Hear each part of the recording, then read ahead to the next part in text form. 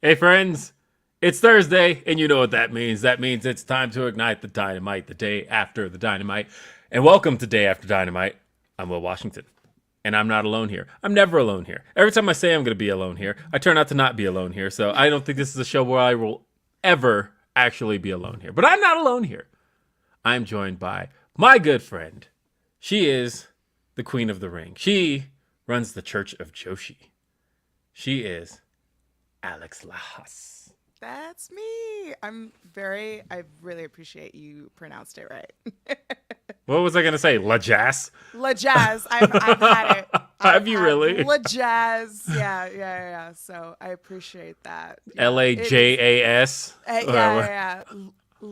Yeah. It's a mess. But Day After Dynamite, I have a voice after a Day After Dynamite. You barely sound like you do. It doesn't feel like it. It feels like I'm losing my voice by the second. It was a fun night. I'm so excited to get into it. Also, I have to give both of us a shout out for wearing our favorite artist t-shirts. You got Mariah. I've got My Chemical Romance. So nice. Oh, you're an MCR person. Yes, I am. I saw them 3 times during this tour, and I was actually at a show on Tuesday. Nice. It was great. You know what's funny is, saying MCR out loud, I was thinking about the fact that, so both my kids grew up on Yo Gabba Gabba, right? They were big Yo Gabba Gabba kids. And it's funny because it's like completely forgotten as far as they're concerned. My daughter's 11 and like, I still walk around singing Yo Gabba Gabba songs every once in a while, and my daughter's like, "What is that?" And I'm like, "What is that? I only know that because of you, but I recognize that you're 11 now, and this is all stuff that's forgotten." I'll just walk around going, "I like bugs, I like bugs." But anyway, I remember there was a Christmas episode of the show, and My Chemical Romance comes on and sings a song about snowflakes. Every snowflake's different, just like you.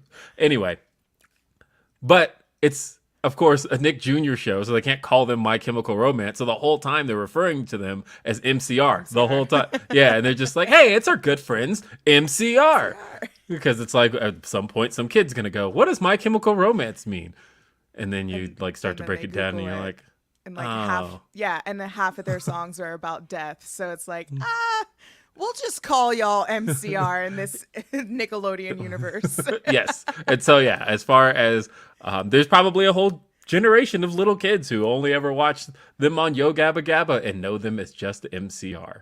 So. Yeah, and probably thought that they had a main roster name change or something.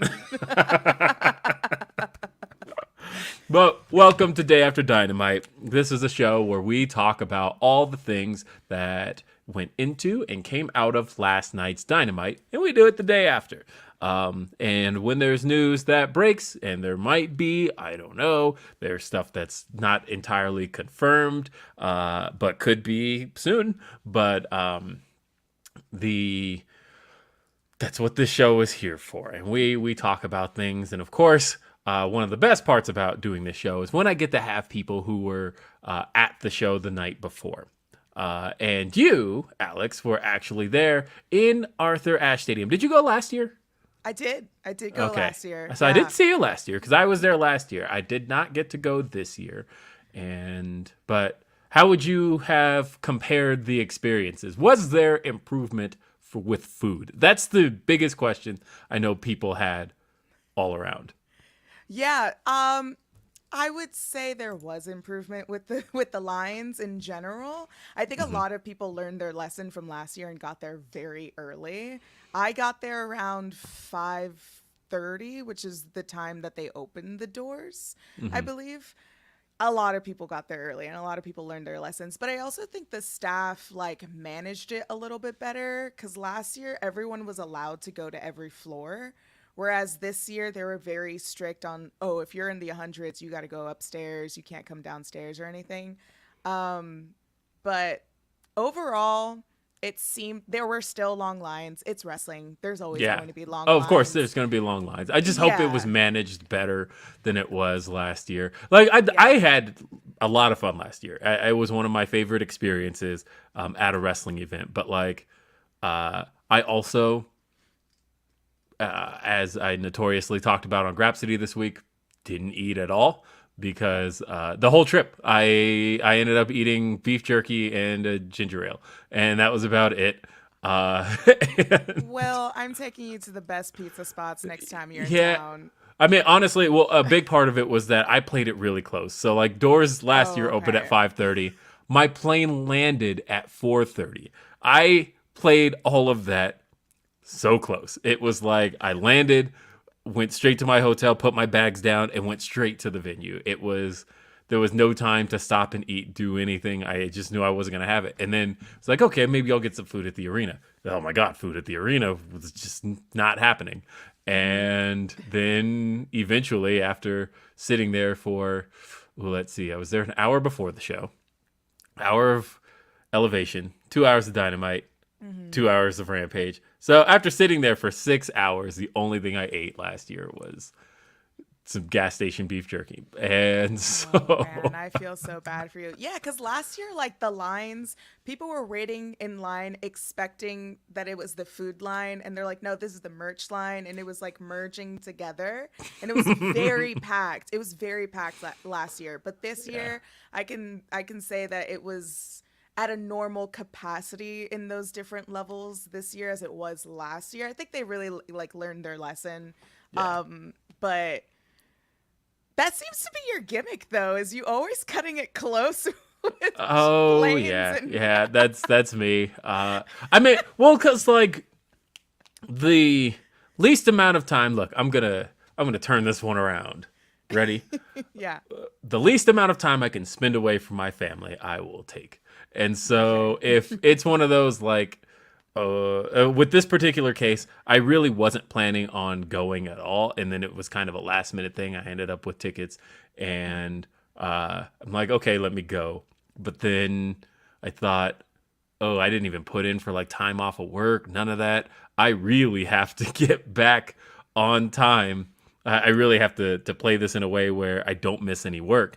And the only way I could do it was for me to literally get into town right before the show and leave right after. I spent no time in New York, didn't hang out with anybody, didn't see anybody. It was a go to the show. If I mingle with people during the show, that's about the most I'm going to get to do. But other than that, I didn't get to do or see anybody. And this was like the day after I had announced uh, that I was leaving RBR and that I was going to Fightful. So at every corner, somebody was stopping me, and they're like, "Oh, well, I just heard RBR last night. What is going on? You're leaving?" And I'm like, "Yeah, yeah, yeah. You'll hear next week why." And I have two people successfully guess where they're like, "You're going to Fightful," and I'm like, "What's making you think that?" They're like, "I've seen you just interacting with Sean a whole lot more, and something tells me that that's what's happening here." So there's lots of great stuff. It was 1 year ago today too, so I'm seeing all those memories popping up. And look at where you are a year later. I know. You've I got get your to host. own show on I Fightful. do. You've Look, got I have two a. Are you kidding shows. me? You've got I multiple shows. I look. I have a little caricature right here. I You know kidding me? it's so cute, and your little intro in the beginning is so good, dude. It's like a '90s little like short in between commercials. That's what it reminds me of. Yeah, it's so great. And I made that in like 5 minutes. It was literally not even that. I think that took me like 30 seconds. That is me beatboxing on there. It was literally just a quick little thing I did, and that's the intro to Day After Dynamite. So it's now third week. But don't forget, send us your super chats. Send us your Humper Chats, humperchats.com. You can send those at any point during the show, before the show. The hard part about Humper Chats for me, I'm realizing, I love the Humper Chats. So there's not much that I would ever complain about. But because you can send them at any point, I never know exactly what show they're for because Fightful gets so many Humper Chats throughout the week, and we have so many different great quality shows here that sometimes, unless it's like a specific, hey, Grapsity guys, and I'm like, okay, I know who that one's for. But if it's like a general wrestling question, I'm like, do I answer this? Has this already been answered? I don't know. Oh, but see, I'll give a shout out here to Rerun, who specifically indicated that this was for Day After Dynamite. I really appreciate that. You did the thing that I was literally just talking about. So, Rerun, you're going to have yours read first since you sent yours the earliest. Rerun says, this is for Dad. Or they could have been sending this to their dad. I don't know. But says, what a great first night of Grand Slam. Mox winning makes me think MJF is cashing in soon. Hoping Garcia takes the ROH title from Jericho. Jericho. Got it, because he's an 8-time champion. That's good. That's really good. I didn't get it till I read it out loud. 8-time champ, Chris Jericho. Got it. And Saraya debut was awesome.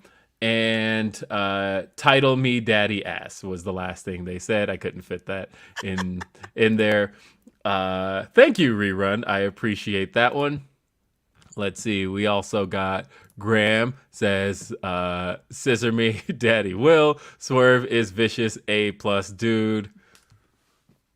Yes, I'm so glad that scissor me daddy ass is everywhere. Because let me tell you, when it was just kind of one of those things where at first it was, is anybody even paying attention to this thing that that Anthony Bowens is saying at the end of those raps? Because it was just like a thing he was slipping in there where he'd say, the Acclaimed have arrived, and then he'd turn around and go, scissor me daddy ass. And and people weren't sure if everybody was catching that. And then as time went on, you could tell the crowd was popping more and more for it until now it's a best-selling t-shirt and a literal chant at events. So great. Oh, the shirts were at every merch stand last night. Yeah. And there were a lot of people with scissor signs too, which was really cool to see. I saw at least 3 people last night with scissor signs. Like, it was actual scissors cut out of paper, and they were like, yeah, it was fun. It was like, scissor me is almost like this generation's too sweet. Like, people just going out to people and like, scissor me. Out of context, so outside of a wrestling show might be problematic, but I know, right? Like, I had commented because Aubrey Edwards had tweeted that her parents were coming to Grand Slam and that she was going to have to explain scissor me daddy ass to them. And I was like, the best thing about that is that when you keep it strictly within wrestling lore, it's actually not bad at all. None of it. Like, literally, it all stems from, Billy Gunn was badass Billy Gunn, and for short, he wanted to be called Mr. Ass, and Mr. Ass just happened to be a name that stuck with him. Now that he's got 2 kids, the Ass Boys, he's Daddy Ass. Like, it's all not that bad, and like the scissor me thing just happens to be from the fact that the Acclaim logo looks like scissors. They come together, scissoring. That's it. Scissor me daddy ass. It's not that bad. And if you go deep into the lore, Mr. Ass was a part of the Suck It, movement, and we all got suspended doing Suck It's in elementary school. So now this generation is going to get suspended for Scissor Me Daddy. Yeah. Oh, it's so great. Let's see. Ryan Lambert says, as happy as I am to see Saraya, TK's history with booking women has me at a wait and see with her. Also, it's unfortunate of who plays her theme song. I mean, it's also her significant other, so it is one of those things you're just going to have to deal with. And as far as the history of booking women, I can agree and then say that there's a little piece of hope I look for here. And that is in the fact that I've always talked about that one of the things that the men's division had really from jump was Chris Jericho. And the reason that was a big deal was because Chris Jericho brought so much name value to the division pretty much day one. They got to put the title on somebody who had so much wrestling credibility, right? But the women's division has really had to build itself from the ground up. From day one, it's been a whole lot of unknown names that really made names for themselves inside AEW, which is huge testament to that in itself, right? You know, Britt Baker was not known before AEW, and Britt Baker is a name that a lot of wrestling fans know. Most wrestling fans know, right? Like Hikaru Shida, she had a 14-year career going into it, but she was not well known in American circles at all, right? Thunder Rosa, same deal, had a little bit of a following, but a lot of the women in AEW had to make names for themselves in AEW. Paige comes in with 2.3 million followers just on Twitter, right? Paige comes in as one of the most searched names in pro wrestling, period. That to this day, she's still one of the top most searched names. Paige comes in off of Total Divas. Paige comes in with a lot of credibility that I feel like, that's not to knock anybody else in the division, but they kind of had to build that in the division. Paige is one of the first names that they've gotten that brings that in. And I'm curious to see what Tony does with that, because that's not something he's had before in the women's division, is a built-in star name that he brings in with everything already done. I'm curious what that does. So I can appreciate the wait and see approach. I probably am in it myself, but I will say that she is something that they haven't had before in that division. Yeah, it's probably something right now that the division needs, because I don't have a problem with the booking. I know a lot of people don't want Britt Baker to win. I mean, she didn't win at All Out, so we're good. I don't personally have a problem with the booking. The talent is phenomenal, but it's more so you just got to give them time. And I think that's the problem with the women's division, is that it was hard because, like you said, they had to start from the ground up. And it's hard to do that when you're giving them one segment a week, or one segment, for a show, and it's a short time. Not that that's really a problem. You can have short segments and still build something, but sometimes it just doesn't feel like the women's division doesn't really go as far as some of the other divisions in the company. And I think I agree with you with Paige coming, Saraya, like, I almost see this as Bryan Danielson coming to AEW last year. Granted, it is very two different situations. I'm talking more so of the star power. I mean, she has her own movie that the Rock was she has a in, movie about. She has a literal movie about her, like that. She has a movie about her that The Rock starred in, and now Florence Pugh, who's a huge star, played her. Yeah. So like, she's a huge name to come into not only just the women's division, but into the company in general. She's the youngest women's champion in WWE with NXT and then the Divas title. Like, she is a huge force coming into this division. I am just like you. I'm gonna see how it plays out. Yeah. Where it goes. I want to see how it plays out, but I do recognize that she is somebody different for this division, and a name that that they haven't had before in terms of star power. And it's tough because, like, even my daughter, who hasn't seen her wrestle in so many years, like, my daughter was even like, "Is that Paige?" And I had to stop, because that was her favorite when she was like 4 years old. But all of a sudden, it took her a second, because, when you have a kid who's 11 and they haven't seen Paige wrestle since, she hasn't wrestled in 5 years, right? So now, since 2018, right? So actually 17, 17, yeah, 2017. And so I have a kid who hasn't seen her wrestle since she was 6. That's half her life ago, and she's like, it took her a second for it to even register who she was seeing when she came out last night. But yeah, no, I'm cautiously optimistic, just because of the buzz that I know would surround her in that division. But I will say that, one of the things that I have been critical of, especially when it comes to that division, is consistency. That's the thing I want to see out of the division more than anything else, is seeing people on the show often. That's it. Like, Britt got over for being there week in and week out, getting her heel shtick over. And I will say, what is this, 7 straight weeks of Toni Storm on the show? Yeah. I feel like it's been a long time since somebody has been consistently showcased on the show. And hey, if she's booked next week, that's like the record for the division. So that's ultimately a good thing.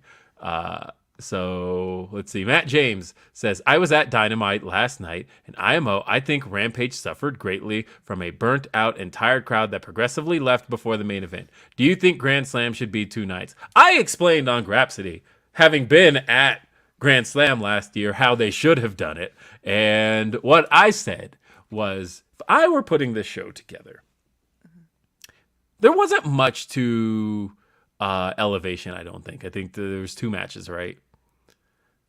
I think there was 2 matches, but one of them was Thunder Rosa, and I remember she got a huge pop. Yeah, she did. But that was really, So I just meant last night. There was 2 matches last night, right? Oh, last match. Oh, okay, Yeah. I thought you meant last year. I missed it because I was meeting people. That's okay. The point, though, from what I heard, there wasn't much going on. So what I said on Grapsody was that what I would have liked to have seen is do an hour of Rampage before the show, do Dynamite, then an hour after.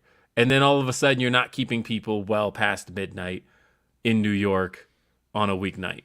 And that, to me, I think would kind of help load balance the show a little bit better. That's me. That's what I would have done. I don't know how much set change that would have required, because to me, I just change ring aprons and graphics and that's it. So who knows? But Tyrell says, having been to this year's and last year's shows, the lines got better, but that show runtime was a killer when you have a 2-hour drive home after. Oh, I am so... Yeah, that 2-hour drive home. I feel you. I live all the way in the Bronx, and I live like up there in the Bronx, which is, so for you, Will, a drive, that's like a 40-minute drive, but on the train, on the subway, that's like an hour and a half. Yeah. The good thing about Grand Slam is that the 7 train is right there. There's a ramp that comes out, and you just walk right into the arena, which is nice. And the trains, like, the subway works with the arena too. There's always a train waiting for the crowd. But I would agree, like, the show got out at like 12. I got home by like 2 in the morning on a Wednesday. I don't have a 9 to 5, but for some other people, that might be bad. And after maybe like the second match into Rampage, a lot of people left. That was last year too. I was the only person in my row at last year's show. I was the only person in my row by definitely halfway through Rampage. I think people were like, "Okay, we sang Judas. Let's skedaddle. Let's bounce." Yeah. I would say last year there was more people that stayed than there was this year. Like, I think because Eddie and Minoru Suzuki were at the end, people were a little bit more like, okay, I'll stay. But there were a lot of people that left compared to last year. Like, I'd never seen the floor seats be like there was actual floor. You know what I mean? Like, people from the floor seats were like, taking my seat, I'm going home now. Yeah, well, that was the thing. Standing up. Yeah. Oh, that was the thing, because as I'll point out, I actually have a chair from Grand Slam. So when I say I was the only person in my row, I meant I was the only chair in my row. There weren't even empty seats. There was literally just my seat and me. There were people because everybody took their seats. There were people taking their seat and scooting it to the front too. Yeah, people took their seats last year, and I was the only seat in my row. That's why that's a significant point to make. Like, that can happen at any show. But all the seats were gone. So let's see. Tom Talks Rubbish says, Alex, Queen of the Ring, is the GOAT. I'm going to point out this one that's not a super chat, but still congratulates me on my QuizzleMania win. Also, hi, Alex, Joshi Bless. I did win I won QuizzleMania yesterday. I still have like a whole list of stuff. I've got like sheets of paper with like things written down on it because there's from playing QuizzleMania at this desk literally 24 hours ago. Okay, but so two-time QuizzleMania winner. Okay, you're two-time QuizzleMania winner. I tuned in yesterday for QuizzleMania, and I saw at one point Sean came in with his trophy, but y'all kept playing. What was... It was in the background while I was getting ready. Sean officially gave me the victory from that last time. So now I am a recognized QuizzleMania winner from the time I got screwed. And then I officially won this last time. Two-time QuizzleMania winner, baby. And also, I'm still one half of the reigning and defending interim QuizzleMania tag team champions. So the official QuizzleMania Tag Championships, those will never get defended again. Those are held by the Good Brothers. But we do know that, and then Sean and RJ City are the interim QuizzleMania champions, who will probably also never defend those. So therefore, me and Denise Salcedo are the interim QuizzleMania Tag Team champions, but officially recognized. There's a tag team championship around here too. There's also a Sega Genesis right here. Because of a joke Sean Rossat made at me yesterday about my internet connection, and he said I looked like I was on a Sega Genesis, so I went and grabbed my Sega Genesis, and I was like, when I fixed my connection, I go, well, now look, I'm Sega Genesis with a 32X attachment and a Sega CD. That's right, folks. Hauling out the big ones here. I haven't played Sega in so long. And C says, got a feel for Tony, though. Every time he pushes a woman, they get injured, and he has to keep replanning. We're kind of making the same face. Like, as of recent, but yeah. Corey says, a bit disappointed that the Hater and Baker is likely on hold or canned for now, but I feel it's something they can cook up for later. It's not to say it's canned for now. I feel like the best example of a storyline in which somebody was heating up to turn on somebody, we've seen that twice now. The biggest ones were just recently Wardlow and MJF, where as Wardlow was getting more and more popular, as fans were wanting to see it more and more, he showed his loyalties, but ultimately the big turn came in a big moment and in a big way, and it happened at Revolution this past year. The biggest one of all time, Batista and Hunter, right? That was the one that everybody wanted to see. It was a big, long time build, but there were times where they swerved us multiple times, where it felt like, am I getting scoops? Yes, I am. But there were times where Hunter and Batista, where we thought, okay, the turn's coming, and then Batista's like, no, I'm still showing my loyalty to Evolution. And then we got the moment when it finally happened, and it was a thing everybody wanted to see, and everybody was finally happy with it. I think with Jamie and Britt, they've been together, a year and a half now? Not even. It was last August, so it's been just over a year. This is one of those, I don't think it got canned. I think it's a give it time kind of thing, where I think Jamie as a character has to get burned by Britt a couple more bigger times. Like, there wasn't a big turn moment in the Fatal 4-Way at All Out. There wasn't a big backstabbing moment. Like, yeah, she stopped her from winning, but it wasn't like a big, okay, you've crossed the line kind of moment. Like, that's not the moment for me, for two that have been together that long. That's not the moment I would have someone walk away just yet, if you want to get as much as you can out of that moment. So I don't know. That's my feeling personally on it. And a couple more super chat. Chi-Town Spurs says, the discourse about the women's division coming out of Saraya's debut is so depressing. People claim to want more time in matches, but put them down at every turn. I will say, people have had this discourse about the women's division way before Saraya came to the company. That's all I'll say on that. I think you just got to give them more time. That's all. I don't see how some people are putting it down.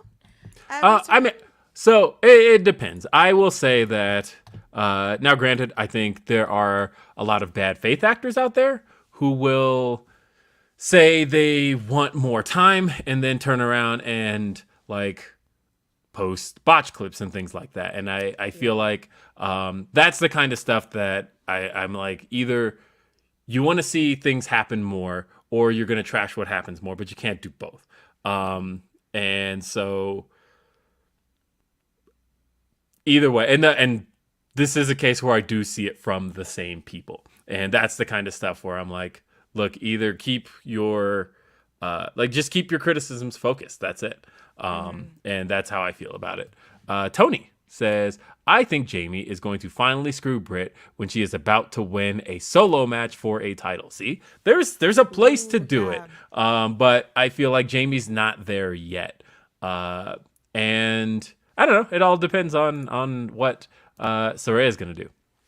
That would be a really good build up too. If it's like, because my thing with Jamie and Britt, like, it feels like what happened at All Out was one of their like the first times they've actually, something has happened where somebody screwed over the other person. And first point of dissension, I can see that. Yeah, and it's like they probably talked it out, whatever, but there's at least like one element to justify Jamie turning on Britt or screwing Britt over if Britt has a solo title match.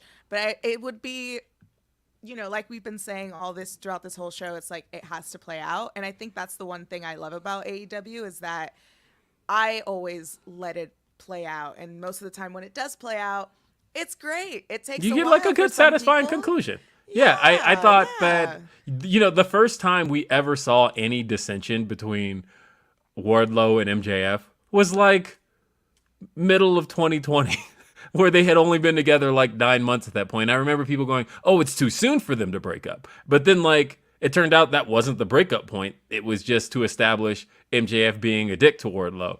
And then the actual breakup didn't happen for another year and a half after that. Mm-hmm. And but it built more and more and more until people actually did want to see it. Life of Deem says, hey, Will, and hi, Alex. Why does she get hi and I get hey? I don't know. But either way, hey, Deem. Life of Deem says, Alex is the reason I started getting into Joshi wrestling. Grand Slams was awesome, but to be at, but Rampage ran really late. I had to leave before the main event because it was like 12:30. I wish they filmed part of Rampage before Dynamite. That's what I was saying. Like, I feel like when you have a taped show, what does it matter where you tape it, whether it's before or after?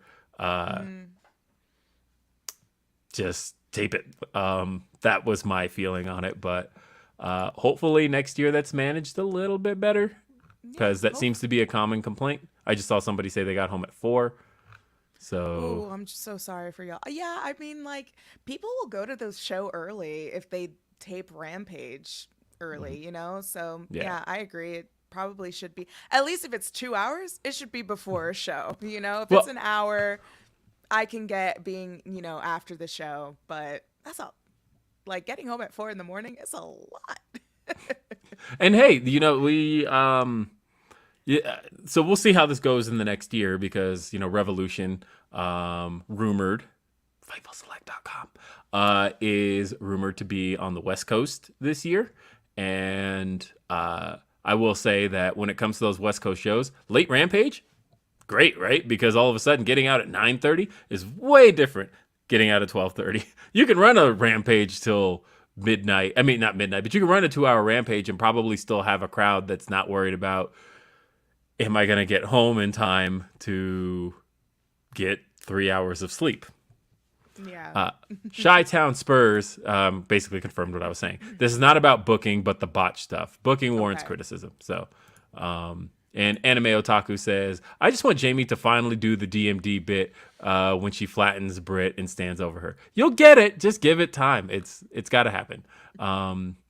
And Alex Luna says, feels like MJF Mox at Full Gear made me think that feels like the plan was always MJF at Full Gear because the celebration would be in Chicago the next week.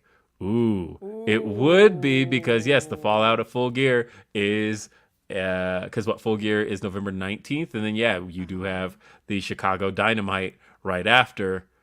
that's probably what they were booking and planning. And Now, would that be the first time they go back to Chicago since All Out? yes. Ooh, I don't So know. different arena though. This one will be the what? It'll be at Wintrust Arena, which they ran last Okay. year. That's actually my favorite venue they run for Dynamite. Like obviously you have the United Center, which is the best venue you can run in Chicago, period. But Is that more the closer to the city? the United The Center, United? Yeah. yeah, United Center's right in the middle of the Okay. city. That's where the Bulls play. That is Oh, the okay. arena in It Chicago. clicks There's now. Okay. yeah, there's no better venue. That's I think statistically, I think that you could probably argue the Greensboro Coliseum for like a handful of seats, but I believe the United Center is for capacity largest arena in America, which is why it was such a big deal that CM Punk made his return at the United Center. Like WWE runs Allstate Arena in Rosemont because it's right off the freeway, and they've been running it since forever. It's been there since the 80s. But best venue you can run is still United Center. But I feel like Wintrust is a great arena for them for Dynamite. Anyway, let's talk about Dynamite, because Dynamite opened in a way that really got people talking. It opened with the Ring of Honor World Championship on the line. Chris Jericho challenging Claudio Castagnoli. Could Chris Jericho win his 8th technically world championship? A lot of people arguing, is the Ring of Honor title really a world title? Well, look, it's actually called the Ring of Honor World Championship, so it's kind of hard to argue that it's not. But Chris Jericho challenged Claudio for the belt. Atmosphere was hot coming into this. It felt like people were ready for Jericho. Judas being sang in Arthur Ashe is always a great sight, and it always sounds interesting. Have you had a chance to watch it on TV? So I have not had a chance to watch this Dynamite on TV. That's okay. But I saw what was going on with the backstage segments, which I wish they would have aired at the arena, but that's totally fine. So I think it's interesting how it played out with some things, more specifically with the tag, which we'll get to in a little bit. Right. But I feel like the atmosphere, nobody was expecting this match to come first. So when Jericho's like, music Oh man, I hit, wish somebody would have asked me. I had the match order. I don't It was think like a so. little I mean, late. like, it wasn't a little late, like the match order. No, so what I had when I got the match order, I was like, do I give this to Sean? This will probably be a good story. But I only had the match order of the first hour. And I was like, that's not worth a Fightful Select story. But I knew what they were opening with, and I knew when the tag title match, because that was like all I was concerned about. I was like asking around. I'm like, when is the tag title match happening? And I asked everybody. And they're like, oh, it goes on after Jericho and Claudio. And I'm like, well, when's Jericho and Claudio? And they're like, that's the opener. I'm like, okay, that makes sense. So things were like starting to line up and make sense. But the thing that I think was improved from last year was that, so Arthur Ashe Stadium is a stadium. It feels like a stadium. When you were in there, it is definitely a stadium versus an arena. And the sound travels like a stadium. And so when that happens, you get a little bit of sound lag with certain things when it hits on camera, which is mostly fine when it comes for cheers and things. But when it's a crowd singing along with a song, and they had this problem last year, which was that there's like a slight lag between the audio we're hearing of Jericho's song and the crowd that's singing along with it. So it's like slightly behind because it's just how sound travels in a stadium. It was funny sounding, but at the same time, I knew that was the thing they wanted to open up with. I didn't know they were going to go for the title change here, though. That's the part that shocked me. What did you think of the match, first off? I thought the match was good. I thought it was a good match. I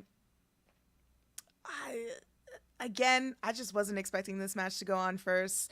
The match itself, I thought, there were some really good moments, especially with Carrie and Jericho, which I loved. But overall, like the finish, when we get to it, it was just like, I don't know. But again, let it play out, Let's just let it play out. But I mean, I was just really hoping for that Claudio swing, and we got it, which I'm really happy about. We did. I'll say this about where it's going. So I'm thinking back to Jericho at the last media scrum. And Jericho was asked about, the Bryan program, and he said that things weren't over with him and Bryan Danielson. And then I wasn't sure what that meant. And then, I mean, I knew what that meant. It meant that we were going to see more Bryan Danielson Jericho matches. Now, circumstantially, we ended up getting a rematch a lot sooner than I think they were planning on going with, because they had to do the match for the tournament. But now in hindsight, especially knowing how this show ended, I'm wondering if this is all leading to Bryan getting the Ring of Honor World Championship. But that all depends on how this show ended, right? That wasn't even a thought I had till the way the show ended. But yeah, Jericho is your new Ring of Honor World Champion. It's very weird. Very weird to even say those things. Like, if you had told me 5 years ago, 5 years ago, if you had said to me, in 2022, Chris Jericho, man who is in 2017 feuding with Kevin Owens, that in 2022, Chris Jericho would be Ring of Honor World Champion, I would need to know how that could even possibly happen. And then when you tell me it's not even going to happen in Ring of Honor, it's actually going to happen in front of a stadium crowd with one of the largest crowds for a television audience that year. Wouldn't even make sense. There's so many things about 2022 that do not compute. And because then you'd also have to say to me, and also Vince McMahon's not running WWE and he's not dead. So there's a lot of things, and like Cody coming back at WrestleMania, there's a lot of things in 2022 that would be very hard to explain to ourselves 5 years ago. But like, you do have to give a shout out to Jericho. Like, now Ring of Honor World Champion. He's won a title in WWE, WCW, AEW. He's won IWGP, also the NWA Middleweight Championship. Like, his legacy is insane. Also WCW, like, that's so wild that he is literally the only person that could ever have that achievement in his career. But it came to the cost of Claudio losing the world title. And whatever happened with Jonathan Gresham, I don't know what happened. It is what it is. But I think a lot of people were excited that Claudio won the Ring of Honor World Champion because, we've seen his career in WWE. He has so much potential. And so with him losing it last night was just a real stinger. And again, let's let it play out. But I am very curious what the next step is going to be for Claudio. But you also have a lot of different elements that's playing around with the Appreciation Society, with Garcia coming out. Didn't really look too happy about Jericho winning it. I think he cheated.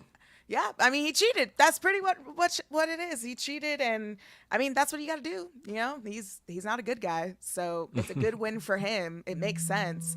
But I think what you were saying before, Danielson going after it, it does make sense. It would be very, very good. The nostalgia that old Ring of Honor fans would have about Bryan having a title, which would be great. I would love to see Eddie Kingston go after the title and continue that story with Jericho. It might be overplayed for some people. I don't know because like even Eddie Kingston was like, if I never face Chris Jericho again, it's too soon. Like, I kind of still feel that I just want Eddie with a title, any title. And if it's taking it away from Jericho, I would love that even more. Brent says, so does Effie just lend his jacket out to people? He's a And trendsetter. He's yeah. a trendsetter. So And Van Twinblade says, I sent my chat on the Humpers because YouTube is borked. I do have your Humper. I will read that here shortly. I actually saw it come up on my other screen. I keep them over here. Alex also says, feels like Claudio Wheeler versus FTR at the next ROH pay-per-view since both Claudio and Wheeler both lost their ROH titles. Yeah, I'm pretty sure they've still got one more ROH pay-per-view for the year. And so I think that's another thing that they're probably considering is how to fill up this Ring of Honor card at the next pay-per-view. And I think they probably see putting the belt on Jericho as a good way to sell pay-per-views for the next main event, whatever it ends up being. Because if you do end up doing Jericho versus Bryan main event of the next Ring of Honor pay-per-view, you do stand to be able to sell a lot more pay-per-views than you probably would with anything else. But I don't know. I guess we shall see. The next match on the card, though, straight into it. We had for the AEW World Tag Team Championship, the Acclaimed challenging Swerve in Our Glory for the gold. When Whose House hit, the boos rang down. I was so happy. It felt so good because, look, like Swerve's ready. He's ready to turn. He's ready. I mean, the turn kind of already happened. He's kind of been working against the fans for a while. He attempted to cheat in this match. I think we've been seeing the shades of his heelness for a minute, but to hear it play out, Whose House hit, and those boos rang down, and he still came out to the ring, had Fabulous with him. And that's so wild in a Knicks jersey at that. My gosh. Yeah, I know, right? I didn't know about Fabulous, by the way. I asked, and what I got was, you'll see. And I'm like, ooh, I know he's got something planned, but I didn't know what it was. And so when Fabulous came out, I'm like, what? What? That's, I don't know. That's cool. And who was it else? DJ Woo Kid? Yeah, DJ Woo Kid. Yeah. Also the former DJ of G Unit and also Sirius XM's own. He Swerve was just on his show this past week, and so this was just really cool. Swerve and Our Glory made their way out, and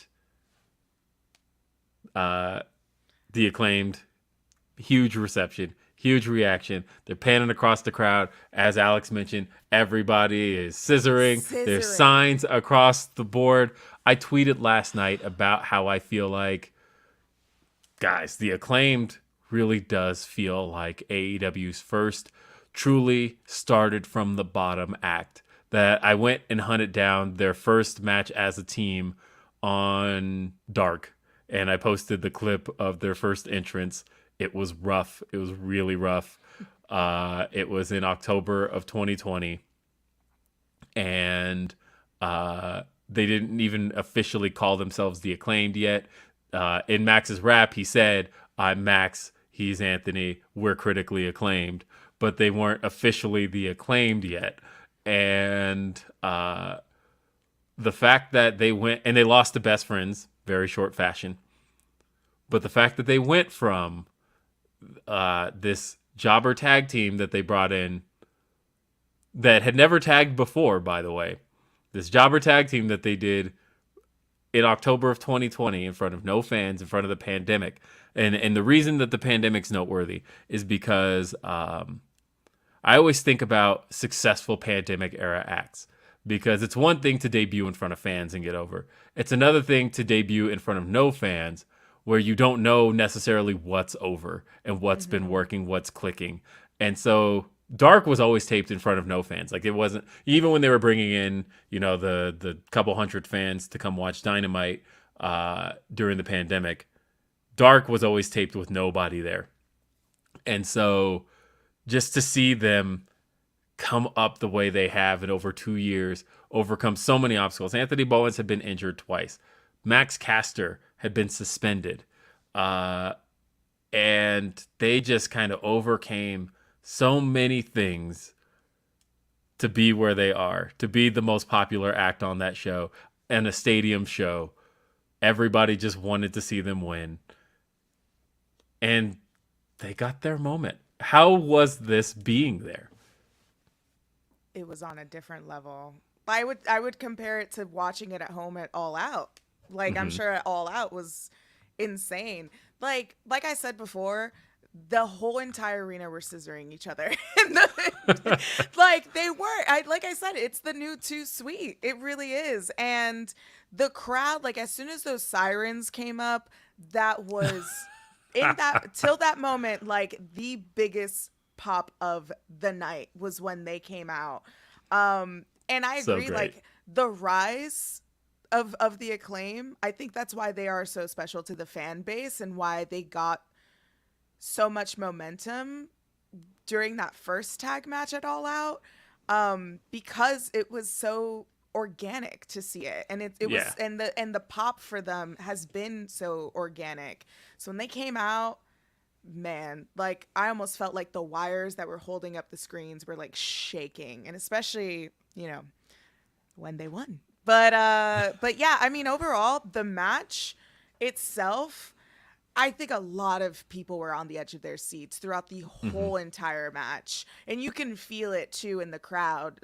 Like I just watching it at home, I don't, like you were saying before, the sound with the stadium, how it, displays on TV.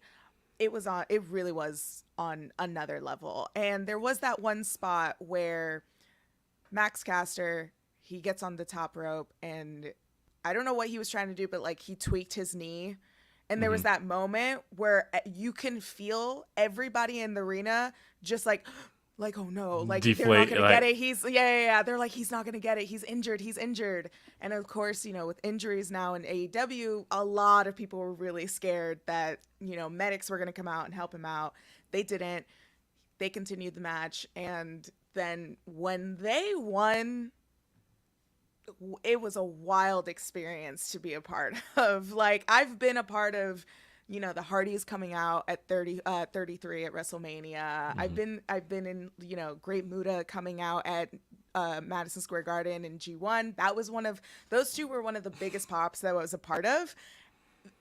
Not anymore, because when the Acclaimed won, like I said, it just, the whole entire atmosphere going into this event was just the Acclaimed has to win, the Acclaimed has to win, the Acclaimed has to win. Now I'm really excited to see what's going to happen with Keith and Swerve. Like you said, Swerve has been building up this heel turn for a while.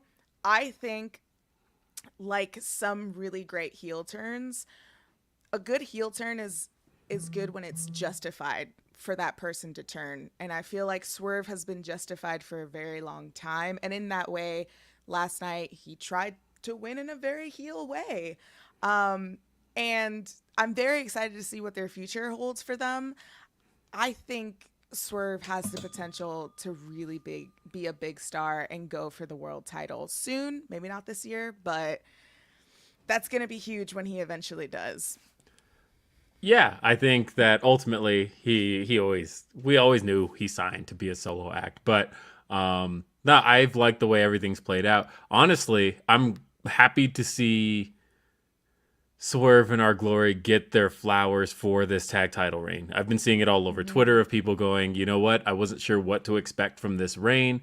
When they first won, I thought, really? Swerve and Our Glory winning the tag titles? Like, I thought the Bucks would have retained. I thought it was FTR's time, but people are coming away going, but at the end of the day, it was a good reign. It worked. Everything clicked. And it was used to then put over a really organic, homegrown act that I think people were chomping at the bit a little bit more than FTR to see win the titles. So, like, it worked. Everything worked here. And at the end of the day, I just saw in the chat somebody saying, well, Billy Gunn, he had a famouser on Swerve. Sure. Swerve also attempted to use the boombox on Yeah. the Acclaimed, and it backfired, and he ended up hitting Keith Lee. But I would say Turnabout is a little bit of fair play on that one. Fan Twin Blade's asking, what you getting there, Will? Don't worry about what I'm getting there. There will be no, for real. There's like I said, there's stuff happening. It's we are, I'll say, extremely responsible with reporting at Fightful, right? I say that, but then I talk about the fact that Sean inadvertently got a page rumor going that turned out to be correct, and he was joking when he put it out.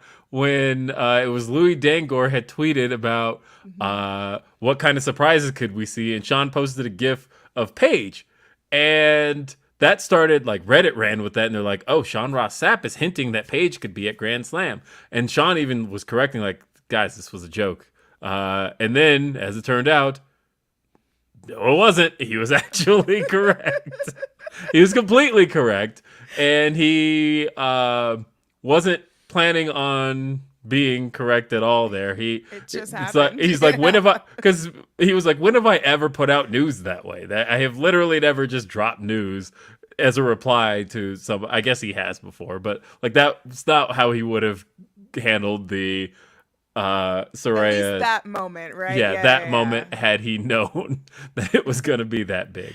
And so this was it just but either way, I was really happy to see the Acclaimed get the victory. They got confetti. They are your tag team champions. Swerve has a little bit to be angry about. There's gonna be cool developments. And then we got to the back, and FTR congratulated the Acclaimed on their big tag team championship win. But they were interrupted by the Gun Club. Oh, see, that was the part that I was mentioning in the beginning of the show that I wish they would have shown at the arena. And that was the one thing that I did catch was FTR saying something. So it was just like, for me, it sparked because it was like, I would like to see FTR versus the Acclaimed. I love the Acclaimed. They're a really great act. I think having a story with FTR makes them take the titles and their reign a little seriously. Not that they kind of really like need it because they're comedic, but they're also, they're great contenders towards any match. But I think a match with FTR would kind of level them up a little bit. But the Ass Boys coming in, that's aren't they with the Firm? Yeah, they are. So Okay. As a matter of fact, my brain immediately went to, this is the first time that we can kind of start to approach the story that the Pinnacle kind of abandoned MJF. And the Firm works for MJF. So there's places you could go with this. And I'm kind of interested in seeing where we can go with it. But the next segment was actually Wheeler Yuta being interviewed by Tony Schiavone top of the stage, but he's interrupted by, you talk about the pop the Acclaimed got. Maxwell Jacob Friedman's music hits, and the roof comes off the place. That's what I said. At that moment, the Acclaimed got a big pop, but then MJF came out. I also feel like they did Wheeler Yuta a little dirty. Oh, they did. They did. What a difference a few months made for Wheeler Yuta, because part of what got Wheeler Yuta so over was the wrestling, right? Being in there with MJF on the mic, though, that's one of those ways to definitely turn a crowd against somebody, pretty much anybody. MJF basically ran down Wheeler Yuta, ran down the Blackpool Combat Club about the fact that Wheeler's two daddies are going head to head, and he called Wheeler the king of low-hanging fruit. Wheeler called Max the king of low-hanging fruit. Wheeler was starting to get booed the more he talked, and that was bad. Until MJF kind of turned it around by mentioning Regal and Regal teaching Yuta how to pop pills. That really pissed off the crowd there. Wheeler slapped the mic out of MJF's hand, and then this ended up MJF knocks over Tony Schiavone, kind of shoves Tony Schiavone down. The crowd Knocked didn't down like. my tone bone. No, people didn't like Tone bone. that. People Good did old not like that, Schiavone. and that resulted in Wheeler then throwing some punches on MJF. And I feel like that got the crowd behind Wheeler in a way where the promo stuff very much didn't. So, and we were kind of focused the rest of the night on. So you didn't hear the part that MJF has been fined for his actions against Tony Schiavone, and because that was all on commentary. Tony Schiavone spent pretty much the rest of the night upset on commentary about MJF laying his hands on him. I mean, I don't blame him. You can't mess with the tone bone. That's what I'm saying. That's what I like to call Tony Schiavone. Yes. No, I didn't know that part that he was getting fined, but Yeah, I figured you guys weren't privy to that information, but that did happen on commentary. I mean, the only thing that I will say about commentary, they should throw up commentary when William Regal's on and he's flirting with Excalibur. That's the one thing I missed about being there live.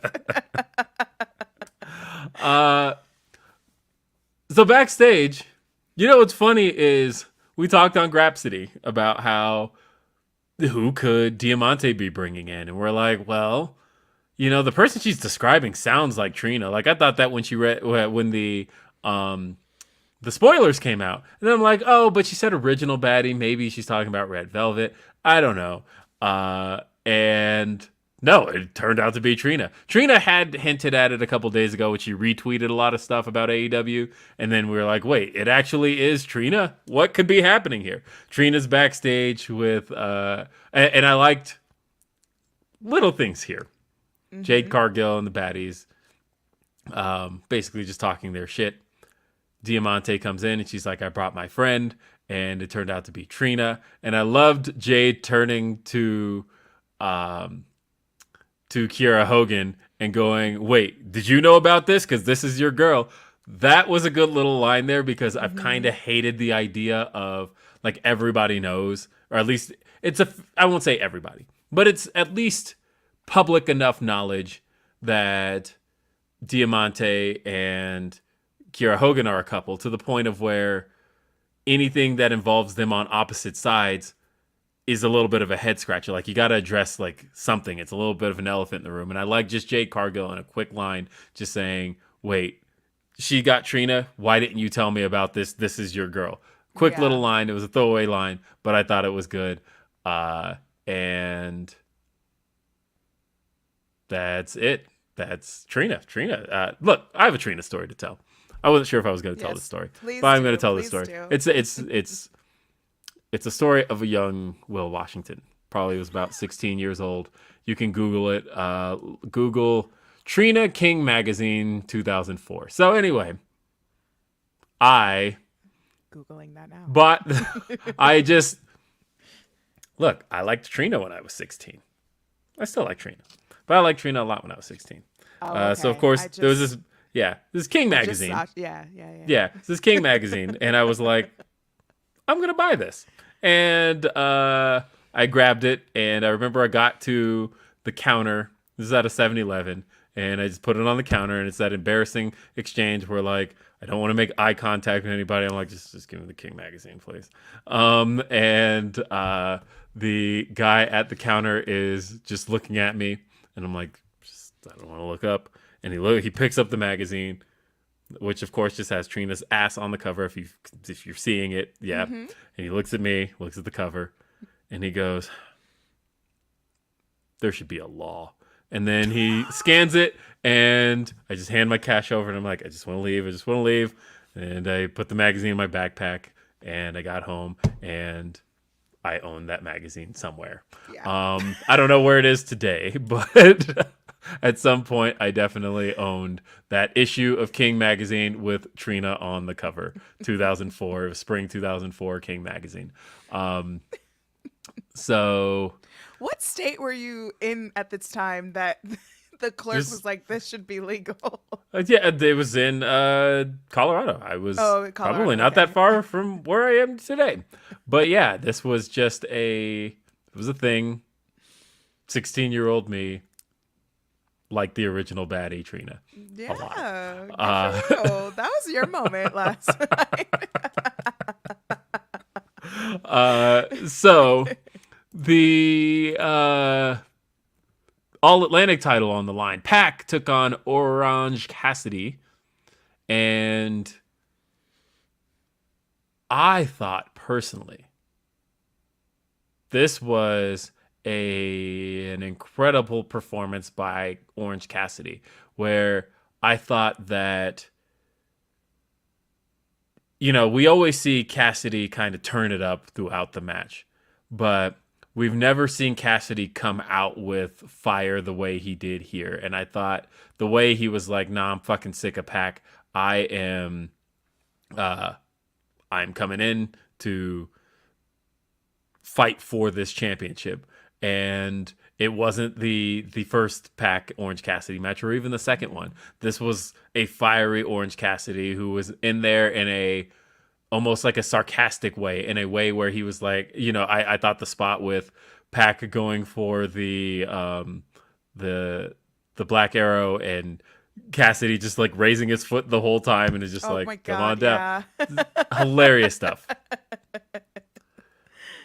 What I wasn't expecting out of this was a Pac heel turn.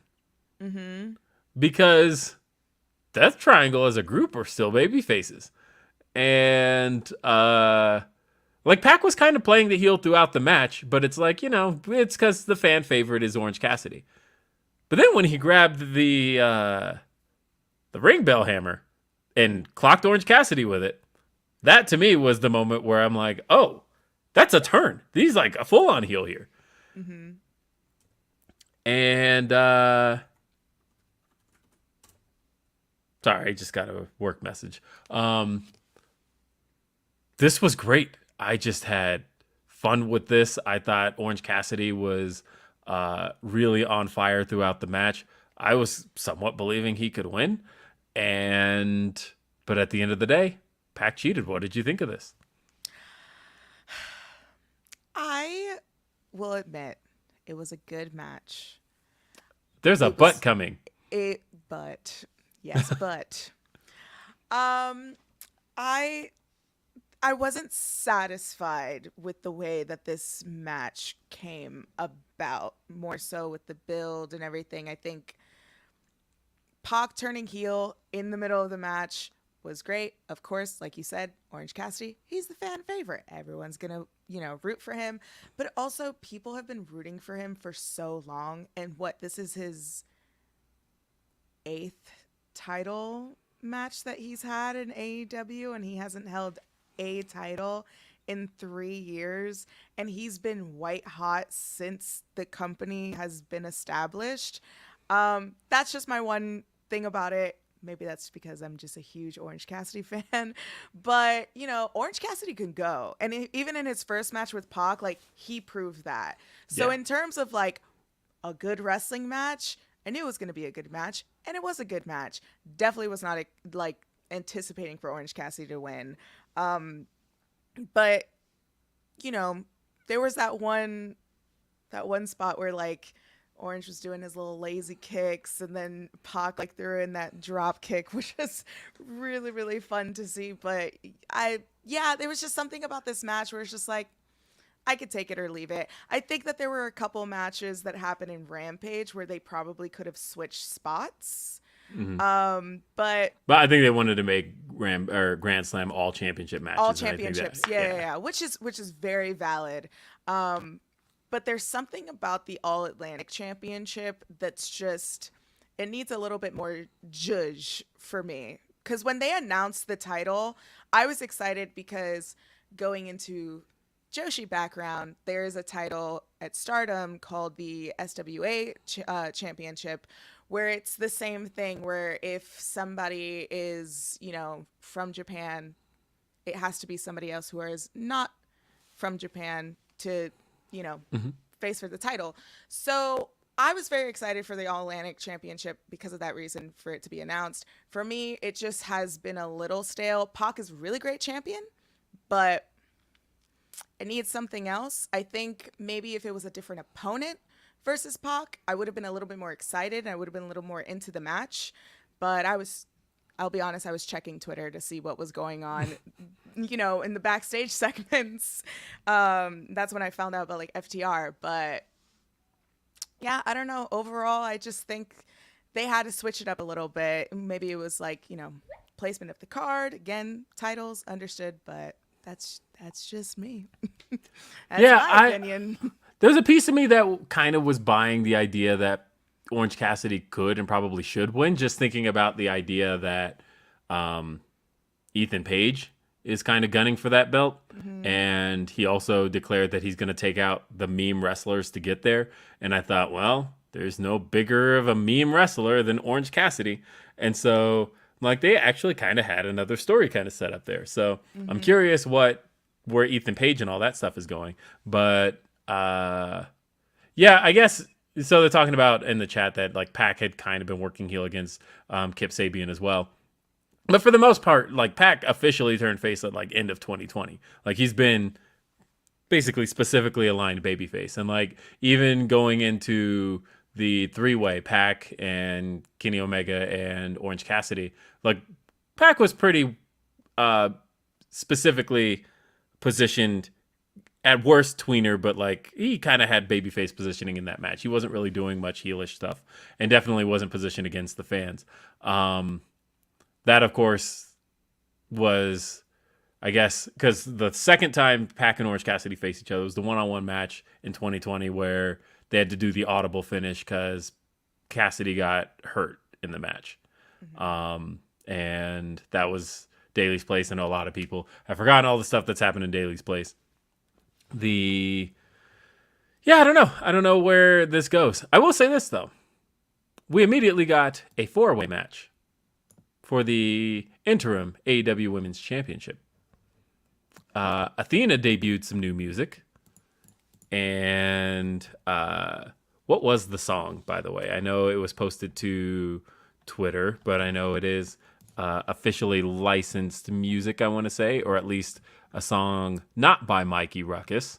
20 seconds. Not even 20 seconds. It'll take me far less than that, but I'm trying to pull up like what the actual theme is. I'll fill up your time by saying at this point, I went to go get some waffle fries and I ran into Kate from Fightful there. And she's also getting chicken tenders. Kate Elizabeth. Yeah. Keeping it in the Fightful family. That's right. But I unfortunately missed the entrances because we were getting waffle fries and chicken tenders. So I didn't even realize that Athena had new music. So this is also breaking news to me. Yes, Athena did have new music. Damn it, I can't find it. But she did have, she absolutely had, oh, wait, there it is. Okay, so it is by the group Plush. It is titled Athena. It is a song that came out in 2021, and it is now the official theme music of Athena. So, Athena is... So, I had a problem with this show just on the fact that up until this point, we had 3 matches, and we only had 2 more left. But 3 of the 5 matches on this show had finishes that ended with something relating to a ref being distracted, which was the ref being distracted. Jericho, it's the low blow. Ref distracted. Swerve gets hit with the Famouser. Ref distracted. And Pac gets to use a ring bell hammer to hit Orange Cassidy. Is this why people were saying the refs got buried? Yeah, because at that point, there was 3 matches that ended with refs kind of looking stupid. Which, like, one is one thing. And, like, Raw had a very similar problem this week, too, where, like, the whole, throughout the show, it's just like, hey, here's a distraction finish. Here's a distraction finish. So I'm like, please, no more distraction finishes on this show. And luckily, the last 2 matches did not.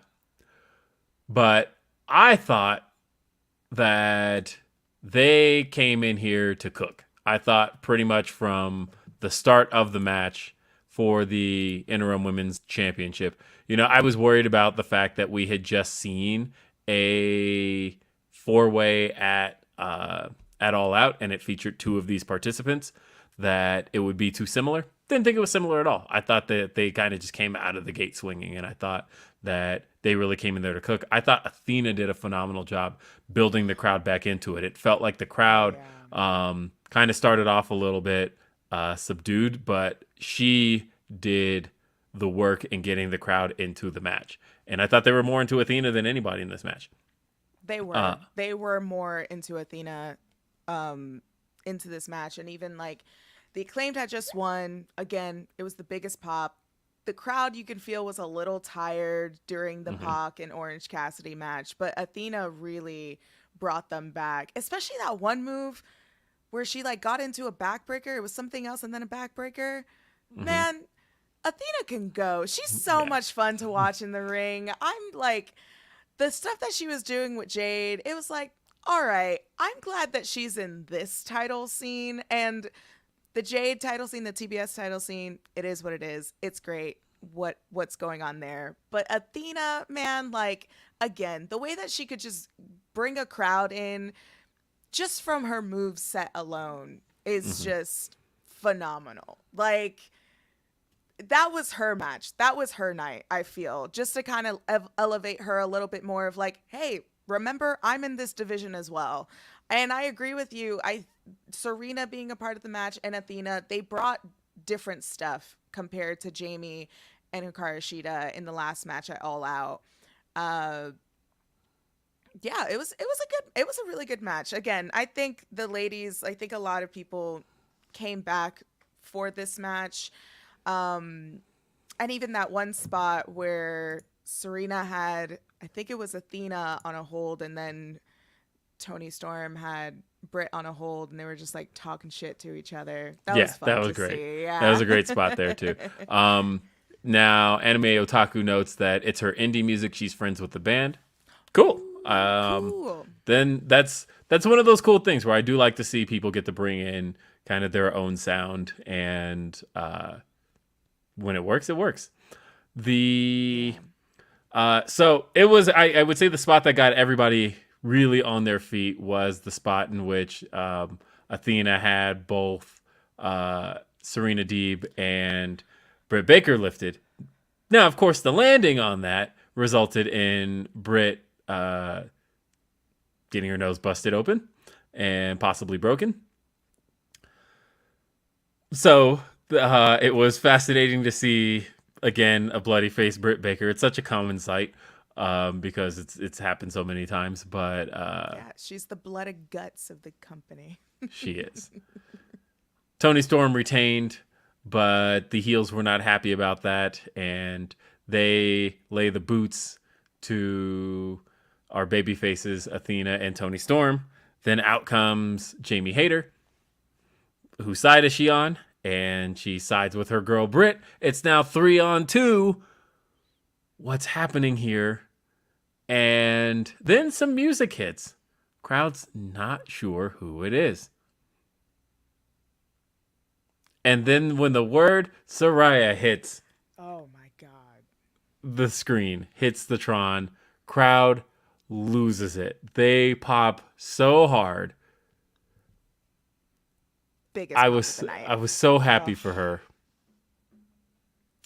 I don't know what this means because she didn't exactly clear the ring. There was no physical action. What does this mean? What is this? I don't know, but I'm intrigued. She is a big deal. She's a huge deal. I mean, just like we were talking about at the top of the show, she's a massive star coming into this division. You know, she planted a big old seed into that division, and it's going to be very exciting to see where it goes, what's being planned. But man, I cannot emphasize enough the pop that she had when she came out.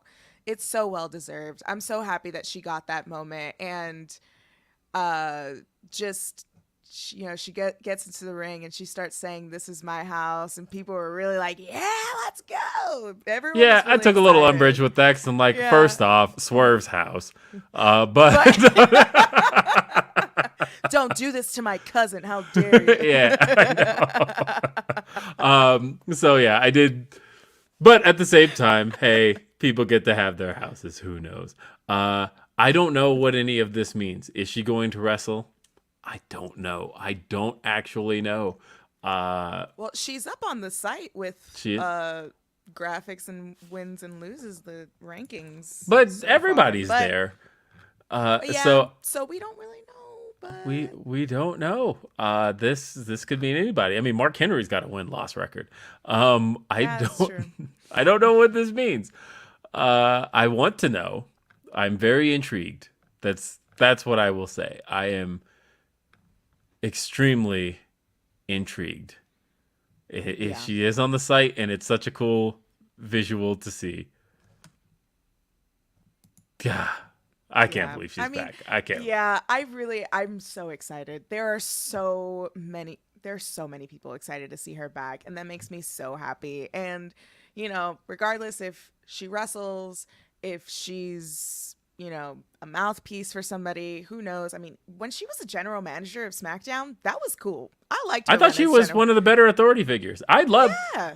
I think we get so wrapped up in wanting to see heel authority figures who are involved in storylines and all that. But man, it's really great when sometimes if you're going to do an authority figure, they literally just exist just to pop the fans, just to be like, okay, something isn't happening that the fans want to see. Well, here's a babyface to go, actually, it's this. Yeah. And she did that perfectly. That's all you need sometimes. That's the thing Mick Foley was great at, and that's the thing William Regal was great at in NXT. I think, honestly, that's all Paige ever needed to be, and she was great. And for whatever reason, when WWE ran that dumbass storyline in hindsight where they were like, well, we haven't been doing a good job. We haven't been listening to the fans. And they had the McMahons come out, and they're like, really? We're going to take control now. We're like, you were literally actually in control. And they're like, so we're going to remove Baron Corbin as general manager on Raw. And we're going to remove Paige as general manager on SmackDown. Even though that's all storyline, that, I don't know, that they weren't the actual problem that people had. Yeah, it is what it is. But, Paige, Saraya coming back. I mean, wrestling is literally in her blood. She was literally in the womb when her mom was wrestling. So Yes. regardless of how she was going to come back, she was going to come back either way. And I'm happy to see her in AEW. Yeah, I wasn't sure where she was going to do it, but I'm glad she's back. A man of culture says, crowd loved the return, Twitter did not. I don't know who you're following on Twitter. All I've seen is people happy. People happy for if there is any negativity around it, I've seen minor amounts of it.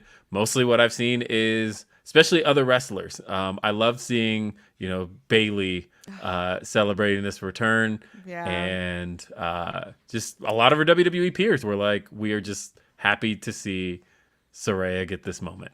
Really happy for her. Even Absolution, Mandy Rose and Sonya Deville, they were happy to see her back, Yeah, I have not seen that on my side of Twitter, but if there are people saying it, I probably have them blocked. So yeah, I know.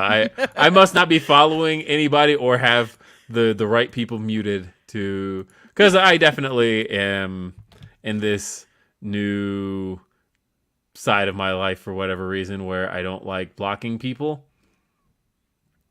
And so because I don't know, people tend to wear that as a badge of honor, and I hate it. Where people screenshot and be like, look, I got to them, they blocked me. So I just mute them, because then it's like, I still don't see your stuff, and you don't get the satisfaction of even knowing I did so. So True. you can tweet at me into the abyss. I'll never know. So when Twitter does those weird glitches where like something will leak through a mute. But other than that, I don't give people the satisfaction of thinking that a block got to me. So instead, you just get muted. It's very easy.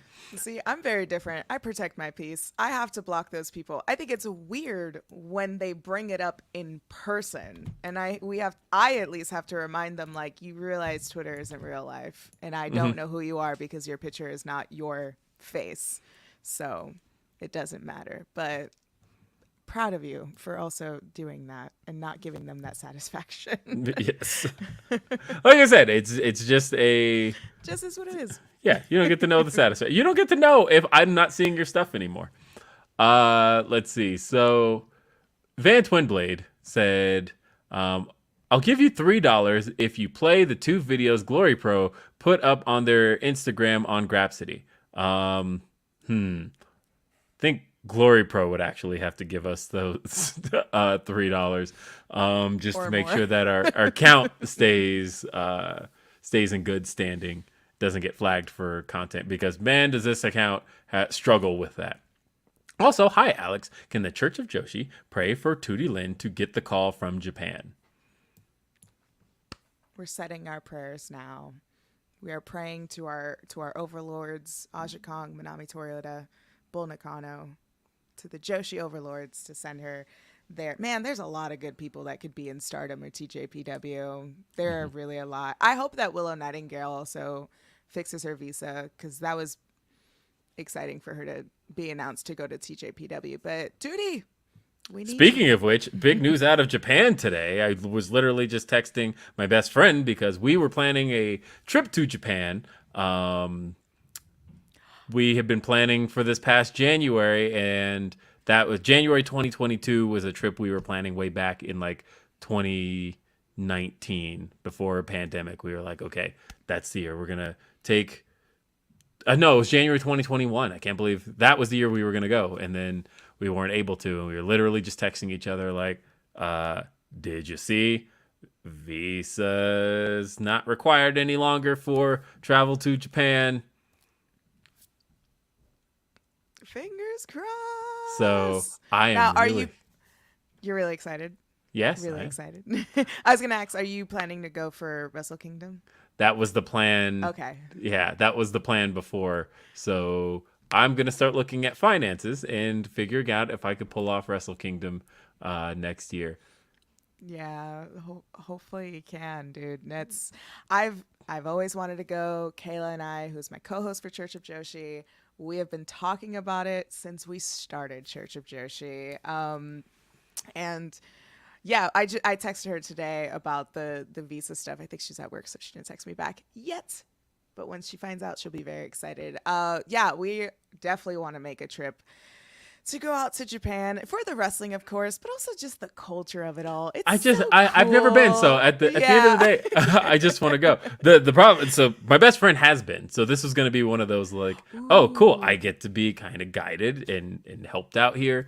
But no, this is exciting. This is a new world all of a sudden. Yeah. It's the old world, but definitely different.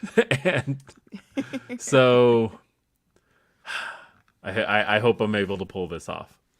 I don't know. Maybe I can finagle something out of Jimmy Van just to make it not hurt as much, Jimmy. It's a business trip. Put yes, it on the card. Really. I will go to cover Wrestle Kingdom next year, and I will.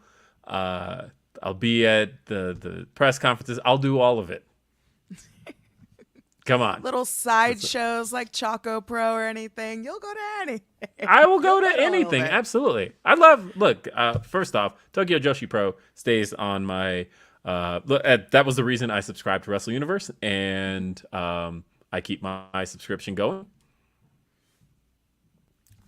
Either way, let's finish up with our main event.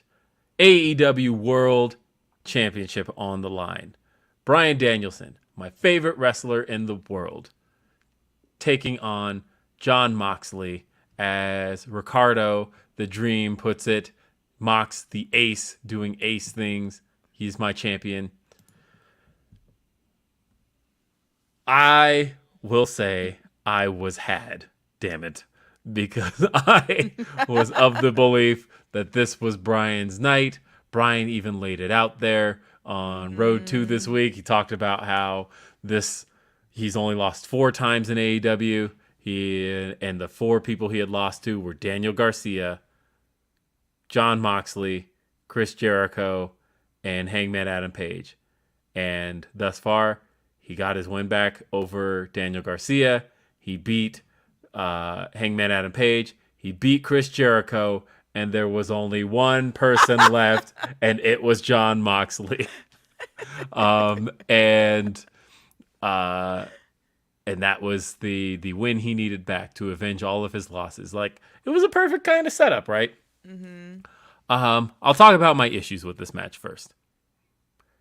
I thought they only needed to cut to MJF maybe 1 or 2 times, but they kept cutting to those shots of MJF a lot, where MJF was, of course, positioned to watch the match with the chip.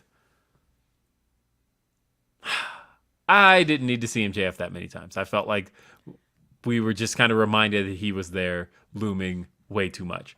They did tell us that for people thinking that there might be like a Money in the Bank type moment, like, he's nowhere in any position to do so. Yeah, unless he's like WrestleMania 12 HBK ziplining down to the ring. Yeah. Like, that's not going to happen. I mean, that might be a cool moment, but yeah, I was like, I mean, he could hook on to the chip and then just ride down with the chip or something. Yeah. Because it still had the hook on it, but they were showing MJF on the big screen. I thought maybe it was I didn't realize that they kept cutting it on TV back at home, because I remember seeing on the screen there was a split screen with the match and MJF. But granted, like, the crowd was hysterical for his facial expression. So I thought that they were just showing it just for the crowd. I didn't realize that it most was of the stuff, like, because they were showing us the Tron, like they do a big pan out where they would show the match happening in the ring, and then we could see the Tron above the ring to see what you guys were seeing. And I don't know, it was a little too focused on him. Other than that, these guys work great together. I thought Moxley pulling out the curb stomp, very nice.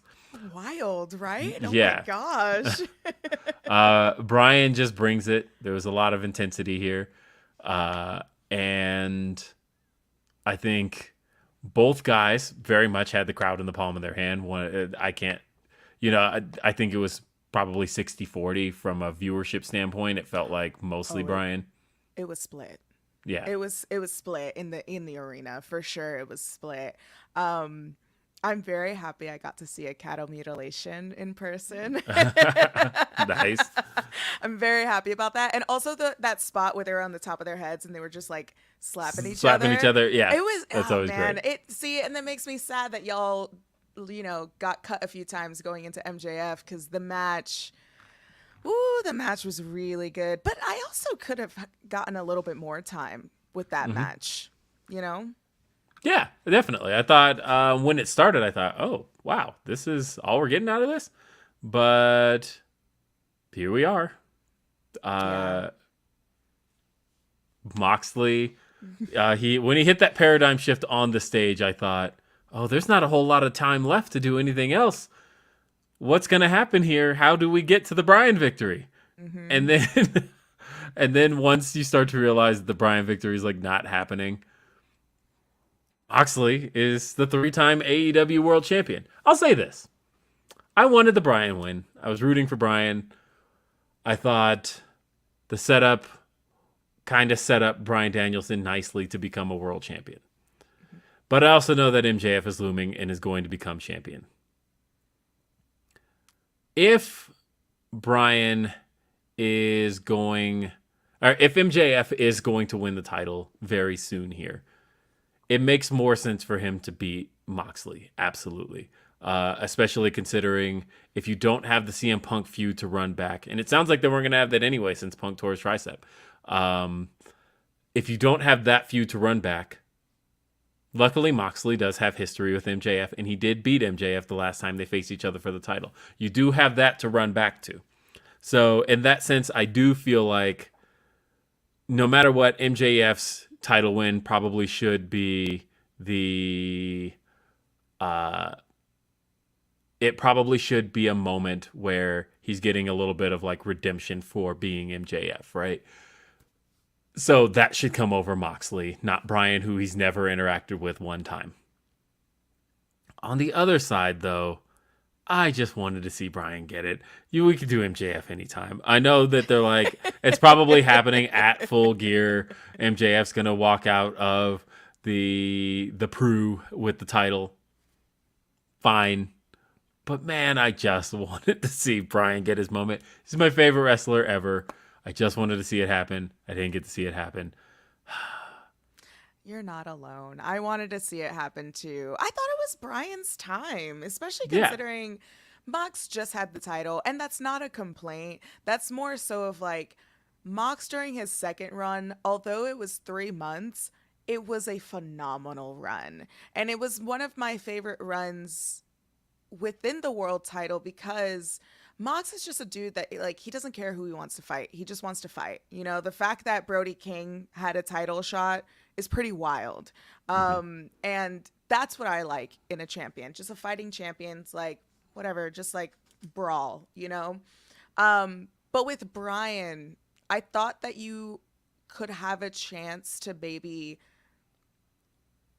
open up kind of a new chapter with the scene a little bit with Bryan. But I will ask you this.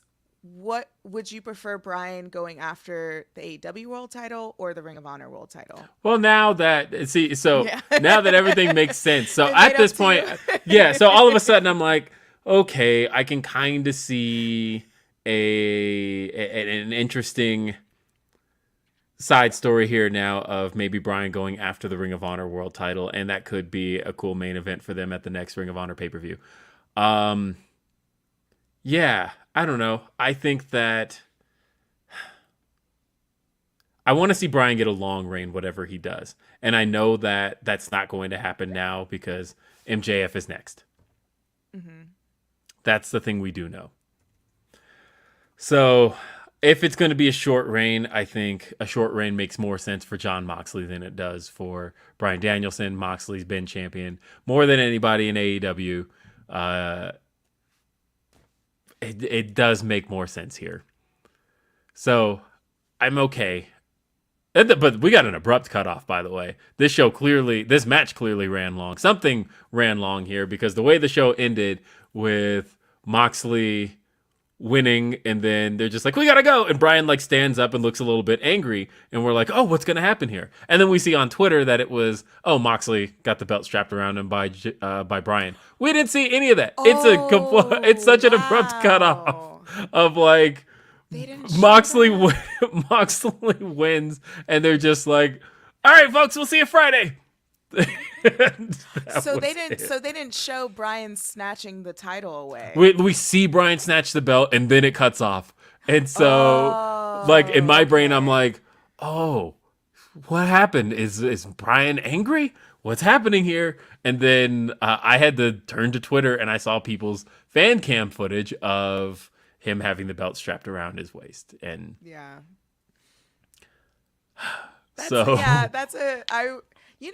that makes for a good thing if you're a viewer that doesn't, tune into Twitter or Facebook groups where you're, excited to watch next week and you're like, what's going on with the Blackpool Combat Club? But man, there was a moment where I didn't know any of that happened. I thought we were still on air when that happened, but yeah, he snatched the title and he snatched the title away, and Regal, I saw on the big screen, he was like, give it back. Like he's the dad controlling his two sons, and one of them's having a temper tantrum because the other one wants to play with the toy a little bit more. Yeah. And he's like, give it back, and he put it on him. But that's also tradition. He did it to Wheeler. He did it with Garcia. Now he's doing it to Mox.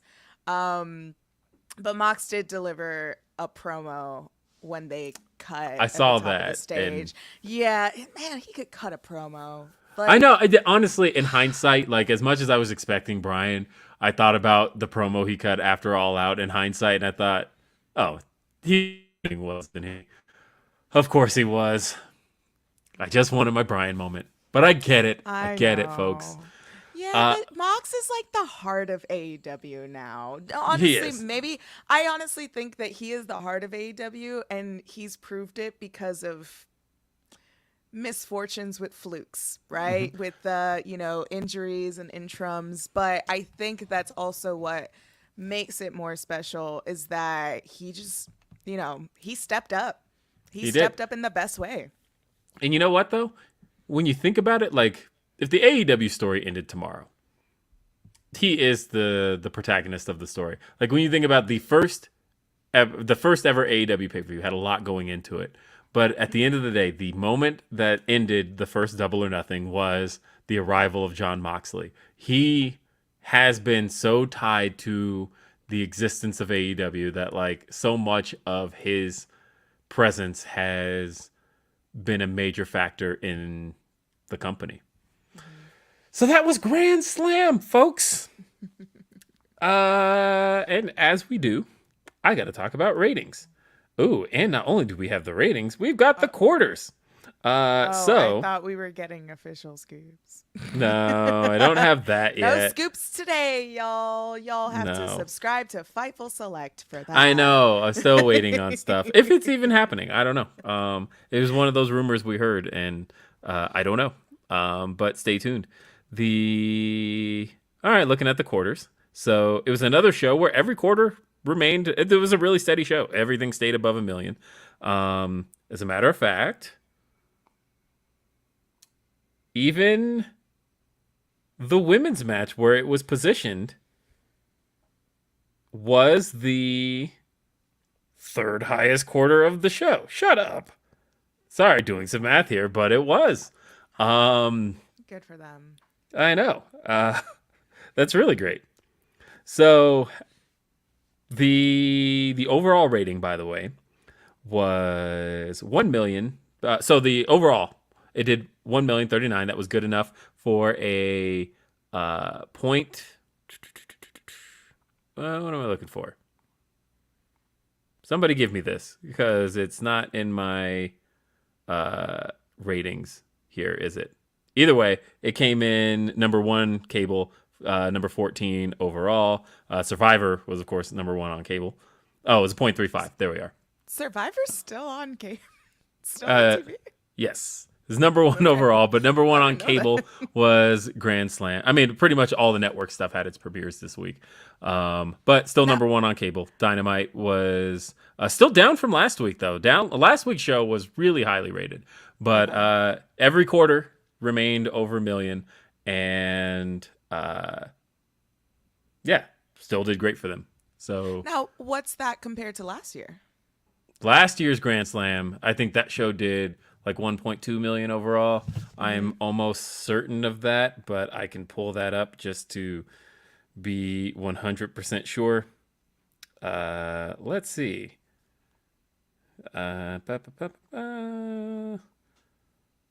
Shouldn't take me that long to find this. Bam. TV ratings, Grand Slam. Last year's did 1.2 million. I was right. And it did a 0.49 rating, right? 0.48 last year. So down from last year. 18 to 49 has been down pretty much across the board all year. But there we are. Folks, Alex, make your plugs. Oh, geez. Okay. Well, you see down there, it's my Twitter. You could follow me there, if you like all the stuff wrestling and everything. Sometimes I tweet about Star Wars and She-Hulk. And I'm very excited for the new Star Wars show, Andor. It's great. Because I love Rogue One, so it's good. But that's not what I'm plugging. What I'm plugging is myself. Follow me there. You could also follow Church of Joshi if you want to get more into Joshi. I see on the chat a lot of people are saying there should be more Japanese talent in AEW, and I also agree. But there's also, different promotions that you can also support, especially with Stardom. Right now, they have their tournament, which is the 5-star Grand Prix. It's just like the G1. They have 2 different blocks. There's a number system, all that galore. It's a really good time to get into Joshi right now. They are the second biggest promotion in Japan, right behind New Japan. It's the perfect time to get into it. And with the mix of TJPW, why not follow us and stay tuned for Church of Joshi? That's all. That's right. I have Church of Joshi stickers all over my stuff that I got from Alex in... Was that Dallas you gave those to me? I think it was Dallas. Yeah, that was the only time we met, I think. Is it? Oh, shit. Okay, yeah. Well, we talk enough for that. Yeah, so, either way. Yeah, we connect enough on Twitter and everything, Yes. but we'll change that soon. We'll change that. Folks, thank you for being here for another edition of Day After Dynamite. I'm Will Washington. She's Alex. We will see you next time. Have a great day. Peace.